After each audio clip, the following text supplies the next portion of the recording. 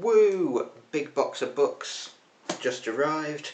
This living room is a pigsty. I really need to clean it up, but woo! Box of books. Woo! What for got? What for got? We got woo! Yeah! Okay, let's start at the bottom. Always a good place to start.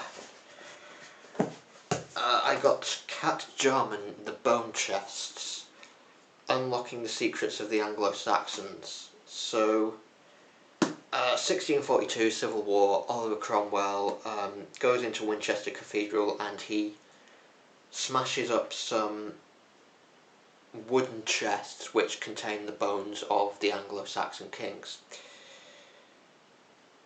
And this is basically using those bones, archaeology, forensics, to unlock the secrets of the bones.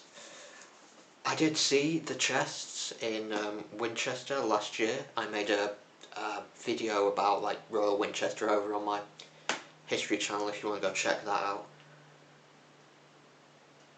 But yeah, I saw this and I thought, yeah, this looks really interesting, because those chests have always fascinated me. I've always wanted to know who's really in there. Is it really the Anglo-Saxon kings? Is it who they say they are? So this should be quite a lot of fun. Then I got Edward Stourton, Auntie's War, about the BBC during the Second World War. I'm hoping this will have a bit of local history in there, because during the Second World War, the BBC was based like quite locally. They did like move everybody, like not everybody, but they moved like their whole comedy division up here, and some of the most popular comedy programs were broadcast from like the local area. So I saw this and I thought, yeah, that looks really interesting. Auntie's War by Edward Stourton. Then I saw a film not so long ago, 10 Rillington Place, really good. Richard Attenborough, John Hurt. I should go and close the kitchen door before the boiler makes a big clunky noise, but this is about those. It's The Peep Show, The Murders at 10 Rillington Place. The film was based on a true story, so thought I'd read more about it. The poetry of my distant cousin, Lord Byron. I've never really read Byron's poetry, but you know, he's like my distant cousin, so that's not something you should admit, is it? Lord Byron is your distant cousin. But yeah, I thought I'd buy some of Byron's poetry while I was ordering some books. And lastly, my book club pick for this month, The Coin. This is about a wealthy Palestinian woman with impeccable style and meticulous hygiene. And yet the ideal self, the ideal life, remains just out of reach, as it does for all of us. Her inheritance is inaccessible, her homeland exists only in her memory, and her attempt to thrive in America seems doomed from the start. In New York, she strives to put down roots. She teaches at a school for underprivileged boys, where her eccentric methods cross boundaries. She befriends a homeless swindler, and the two participate in an intercontinental scheme reselling Birkin bags. I did find out what a Birkin bag was from the club chat, just in the introduction for when this book got announced. Apparently they're really expensive bags that people invest in, wealthy people, and they cost 2 million to 10 million pounds, which is a complete waste of money on a handbag, if you ask me. Put the clip in. A handbag? Thank you. But America is stifling her. Her willfulness, her sexuality. Yes. Love a good non-heteronormative sexuality. Her principles. In an attempt to regain control, she becomes preoccupied with purity, cleanliness, and self-image. Shut up, neighbours. In an unforgettable denouement, her childhood memories converge with her material and existential staleness, and the narrator unravels spectacularly. Oh, this sounds right up my street, actually. I wasn't sure about it when it got announced. It seemed a bit wishy-washy, kind of, maybe. But just reading the blurb, yeah. So I think I'm going to read, how short are the chapters? Okay, there's 2 or 3 pages each, so I will... Wait, what? 224? Is this backwards? Right, okay, you read it the other way around. It's, you start from the back, not the front. So the chapters, they look to be quite short. So, yeah, they're only a couple of pages. So we'll read the first 20, 30 pages, then I'll get back to you. Well, it's been an interesting morning so far, mostly raining. Cleaned a bit of the flat up. I've read 40-ish pages of the book now. Can't say I'm not enraptured by it. I'm liking it, but I'm not enraptured by it. The main character, the unnamed narrator. Oh yeah, you can tell she's got these neuroses. Yeah, neuroses is the right word, I think. You can tell she's got this sort of OCD thing about cleanliness. And you can sort of see how it feeds into her life, how it feeds into her thoughts, her beliefs. The OCD neuroses stuff is really, really vivid. It's really, really clear. And you can see how it feeds into her beliefs as well, because she has this belief that poor people are filthy and dirty and disgusting, and she goes around like a wealthy person, like a rich celebrity, a socialite, a Cardassian, maybe. Is that what they're called? Cardassian? No, they're from Star Trek. Kardashian. Kardashians are the human ones, aren't they? Cardassians are the alien snaky things. She goes around like a Kardashian. She's got she wears Dior clothing, and she's got this symbol of wealth, the Birkin bag. And I'm wondering if that's to try and prove to other people that she's clean, she's not filthy, she's not dirty. I'm intrigued by the character. I'm also enjoying the BBC book, by the way. I've read about 1.5 chapters of that. I'll probably get to about chapter 5 and then forget about it, because that's what usually happens with some of these history books. I've got one that I've been reading on Edward the Confessor somewhere, which I was really into 2 days ago, but that seems to have been supplanted by the BBC book. And I've got one I bought on the making of the Blues Brothers as well, which I've read about 3 chapters of. In other news, I've been doing a little bit of painting this morning for a film I'm making. I've come up with this idea for a film. It's called Kiss of the Dragon. And what I've been doing is I've been using this, well, I bought this cheap, shitty camera for, like, just so I've got something easy to take around when I'm, like, on location. But the sound quality on it is very poor. So I'm using it for this movie, and then I'm gonna, like, dub it over with narration and be really, like, pretentious. But I've also been painting, so I'm going to go over it in pen, but yeah, I've given myself an imaginary boyfriend who I'm trying to get back for this film, and I'm trying to like look for him. I'm going to go like over the edges in pen so it's a bit clearer, but I think it's all right, you know. I think it's all right. Okay, it's slowly getting more weird, this book. I think we're dealing with an unreliable narrator. And she fucked one of her students in a dream.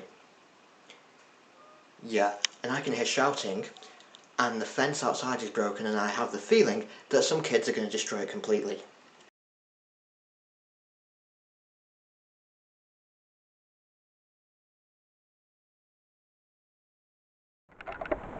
Right, using the shit camera because the batteries on my other camera are dead, which is why the sound for this little clip is awful. But an update on the fence thing. So I went to the cinema 3 hours ago, went to see Weapons. It was alright. Wasn't amazing, but it was alright. And I come back. Well, when I went out, the fence was basically like this. I come back. You want to know what I found? What some person has done? Welcome to the darkness. Oh, actually, this camera's got a light on it. Where's the light? I don't know where the light is. Anyway. Don't know if you can... Fucking... No. Hold on. There you go. That is the fence now.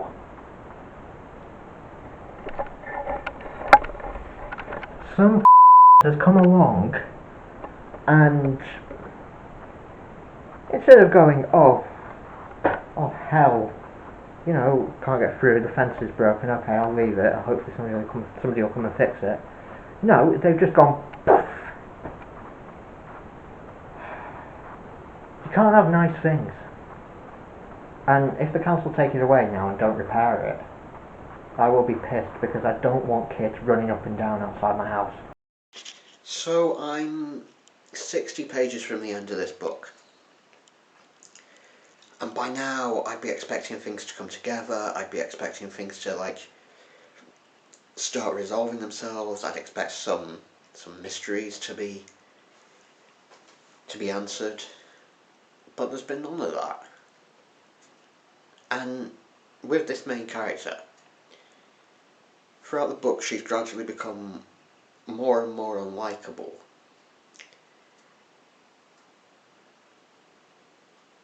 But again, there's been no kind of depth or detail or explanation as to why she's the way she is.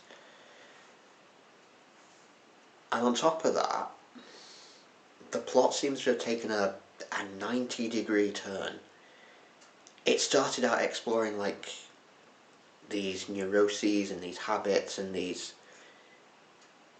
I suppose you want to call them quirks that she has. But then it's just taken a turn into some scam she's performing with a homeless man. And it just seems to have completely forgotten about what it was at the beginning of the book. About what the plot was, or what the plot seemed to be. and I'm hoping it will be resolved in the last 60 pages and it will all come together, but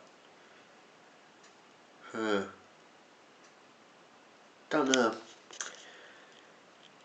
On the other side till we meet again. Shall we start with the Saga of the Fence? It has been now a week and a half since it was tipped over and left lying in the road. It is still lying in the middle of the road. The council got back to me and they said, yeah, that fence has got nothing to do with us. The footpath's got nothing to do with us. It belongs to a local housing association. Right, okay. I emailed this local housing association and say, hey, the fence by the footpath's been, torn down. The council says it's your property, it belongs to you. Is there anything we can do to sort it? Can it be sorted? They email me back and say, no, it's got nothing to do with us, it belongs to somebody else. But we've emailed them. We've emailed them for you, which is nice. But the fence is still lying in the middle of the road.